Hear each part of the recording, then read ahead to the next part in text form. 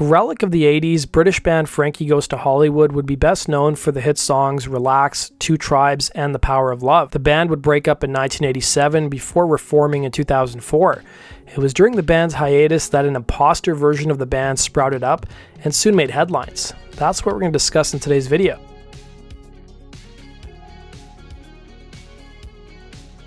In 2000, it was reported that an Imposter version of Frankie Goes to Hollywood had been touring America for at least several years. It should have been pretty obvious given that the Imposter band was from Alabama and not England. The real Frankie Goes to Hollywood would be fronted by Holly Johnson, while the Imposter group was fronted by Davey Johnson. Despite sharing the same last name, they had no relation to one another. To lend legitimacy to the group, Davey contended he was the brother of Holly Johnson, who he claimed had passed away, and claimed himself and his guitarist Will Martin played on the group's 1984 debut album, Welcome to the Pleasure Dome. That didn't appear to be true though. Spin magazine would write, and I quote, "There are plenty of bands on the retro circuit whose claim to authenticity is the second drummer and the lead singer's cousin on bass, but this one really takes the proverbial cake." The synth pop group Frankie Goes to Hollywood would be formed in Liverpool in the early 80s, and the classic lineup consisted of frontman Holly Johnson and Paul Rutherford, and drummer Peter Pedgill, bassist Mark O'Toole, and guitarist Brian Nash. The group's 1984 debut record Welcome to the Pleasure Dome would top the UK charts and spawned a few big hits including Relax, Two Tribes, and The Power of Love, all of which topped the singles charts, making the synth pop group the second act in the UK history to have their first 3 singles hit number 1. However, the BBC almost stalled the band's career when they refused to play Relax due to its overtly sexual lyrics. Despite that, the controversy was good enough for the band to garner them publicity and would push the song to the top of the charts in their home country, along with it charting in 21 other countries.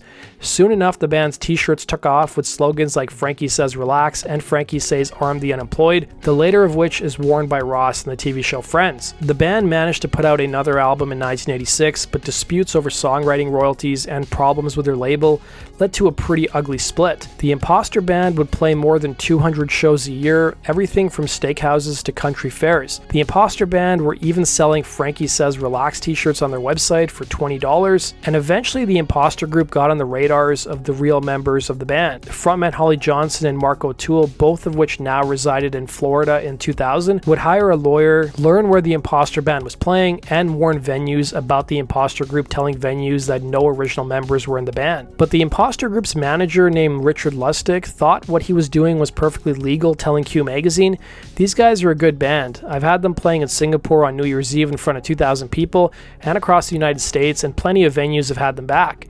However, the magazine would interview one booking agent who hired the band to play at Chicago's Elbow Room, who was deeply unhappy, revealing, "The band I believe to have hired and the band that showed up were not the same thing. They were using the name in a very manipulative way. They definitely gave the impression they were related to the original band. I would never have them here again." Even some fans who saw the band back in their 80s heyday took their complaints to a fan site run by a man in Sweden who would write on his site, "There is a fake Frankie Goes to Hollywood touring the USA, don't waste your dollars." Frontman Holly Johnson would end up contacting publication Polestar, letting them know that the version of Frankie Goes to Hollywood touring the US wasn't authorized. Once Polestar published the news, the booking agent for the Imposter band severed ties with the group, and in response, the Imposter group rebranded themselves, and I quote, "The new Frankie Goes to Hollywood featuring Davey Johnson." Meanwhile, some clubs and venues didn't care and still continued to book the group and would advertise them as the original band, according to Spin magazine. The group's original guitarist would get in touch with the Imposter band through their website, and they would try to appease the guitarist and offer to sell his solo CDs at their shows without taking a cut. He'd still be pissed off at what they were doing, and at one point the new Frankie Goes to Hollywood managed to get an opening spot for 80s nostalgia group A Flock of Seagulls. Flock of Seagulls frontman Mike Score would tell Spin, and I quote, "The new Frankie are laughable. They're not even a passable cover band. They might as well call themselves Cletus Goes to Alabama." After becoming suspicious, Score would end up dropping the group from their opening slot. It appeared the Imposter band stopped performing shows by late 2000, while the real Frankie Goes to Hollywood would reunite in 2004 until they disbanded in 2007. That does it for today's video, guys. Thanks for watching. Be sure to hit the like button and subscribe. We'll see you again rocking with your stories. Take care.